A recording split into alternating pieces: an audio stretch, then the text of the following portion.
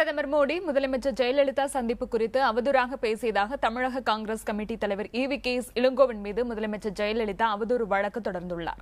இது தொடர்பான செய்தியை ஒளிபரப்பியதாக புதிய தலைமுறை தொலைக்காட்சி மீதும் அவதூறு வழக்கு பதியப்பட்டுள்ளது. இது தொடர்பான கூடுதல் தகவல்களை நமது செய்தியாளர் சுப்பையாவிடம் கேட்கலாம். சுப்பையா, இந்த வழக்கு குறித்த முழுமையான விவரங்கள் என்ன?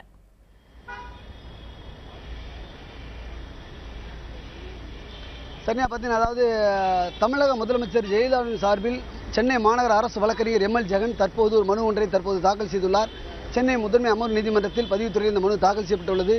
அந்த மனுவில் அதாவது கடந்த 14ஆம் தேதி தமிழகம் முழுவதும் நடைபெற்ற காங்கிரஸ் சார்பில் நடைபெற்ற உண்ணாவிரத்தின் பொழுது சென்னை சேப்பாக்கத்தில் நடைபெற்ற கூட்டத்தில் தமிழ்நாடு காங்கிரஸ் கமிட்டி தலைவர் EV.K. இளங்கோவன் கலந்து கொண்டு பேசும் பொழுது பிரதமர் நரேந்திர மோடி மற்றும் முதலமைச்சர் ஜெயலலிதா ஆகியோர் சந்திப்பு குறித்து அவர் அவதூறாக பேசியுள்ளதாகவும், இது தொடர்பாக அதாவது அவர் இருவரும் கொச்சப்படுத்தும் நோக்கில் அவதூறாக பேசியுள்ளார். முதலமைச்சருடைய நற்பெயருக்கு களங்கம் ஏற்படுத்தும் வகையில் இது பேசப்பட்டுள்ளது.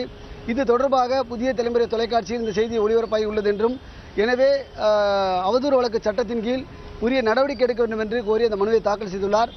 இந்த வழக்கு மனுவில் குறிப்பாக பார்த்தீங்கன்னா, அதை முதல் எதிர் மனுதாரராக பிரதிவாதியாக எதிர் மனுதாரராக தமிழ்நாடு காங்கிரஸ் கமிட்டி தலைவர் EV.K. இளங்கோவனும், அதேபோன்று நமது புதிய தலைமை தொலைக்காட்சியுடைய தலைமைச் செய்தி ஆசிரியர் ராம் அவர்கள் மீதும், அதேபோன்று புதிய தலைமை தொலைக்காட்சியுடைய செயல் இயக்குனர் செயல் அதிகாரி சியாம்குமார் மீதும் 3 பேரையும் பிரதிவாதியாக சேர்க்கப்பட்டுள்ளது. இவர்கள் 3 பேர் மீதும் அவதூறு வழக்கு சட்டத்தின் கீழ் நடவடிக்கை எடுக்க வேண்டும் என்று அந்த வழக்கு கூறப்பட்டுள்ளது. சரண்யா, சுப்பையா, இந்த வழக்கு எப்போது விசாரணைக்கு வரவிருக்கு?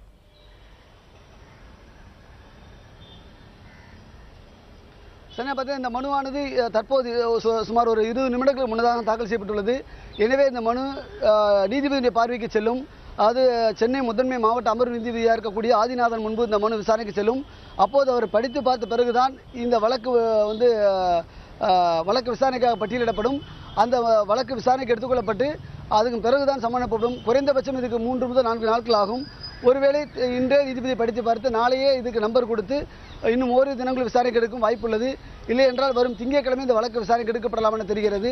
அதற்கு நீதிபதியை பார்த்து அவர் சரி செய்த பிறகுதான் சம்மன் அனுப்புவதற்கான அந்த வழக்கை விசாரணைக்கு எடுத்து சம்மன் அனுப்புவார்கள். அதன் பிறகு இந்த வழக்கு விசாரணைக்கு எடுத்துக்கொள்ளப்படும். சரண்யா, சுப்பையா, உங்களுடைய தகவல்களுக்கு நன்றி.